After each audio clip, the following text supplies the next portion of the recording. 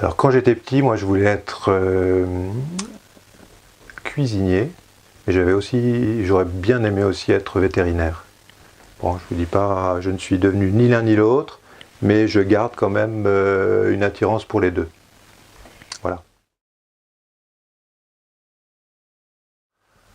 Je leur dirais d'être un petit peu comme je vous l'ai dit, en fait, il faut être patient, il faut être persévérant, il faut être faire preuve de proactivité, dynamisme. Il faut voyager, il faut rencontrer des gens, il faut aller, il faut aller à l'étranger, se mélanger un petit peu. Et puis il faut surtout savoir ce qu'on va faire plus tard, donc se donner le temps de trouver sa voie, de mûrir son projet professionnel, parce que c'est trop bête de commencer une vie si on ne sait pas en fait là où on va se diriger. Et bon, ça en Norvège on y arrive très bien. J'en ai pas parlé, on pourra en parler dans la voiture.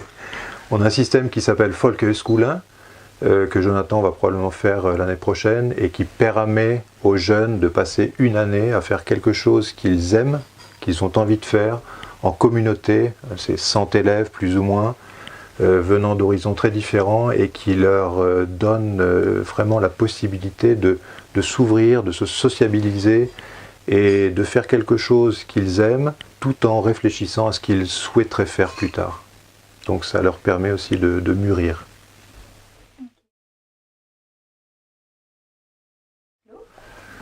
Alors vivre à Oslo, comme vous avez pu le voir très brièvement, pour moi c'est surtout vivre au milieu ou proche de la nature.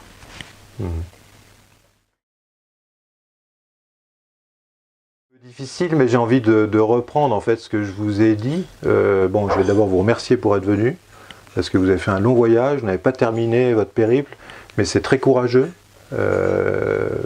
Et je trouve que c'est une démarche tout à fait à la fois honnête, intelligente et utile. Je pense qu'il y a beaucoup d'étudiants qui devraient faire la même chose que vous, se prendre par la main et puis aller à l'étranger, surtout parler des langues étrangères. C'est la meilleure façon de s'intégrer à des communautés, à découvrir des pays, des cultures.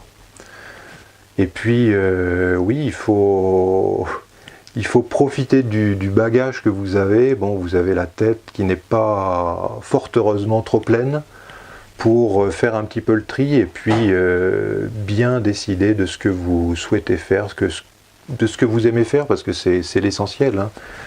C'est ça qui motive et qui permet de vivre. Voilà.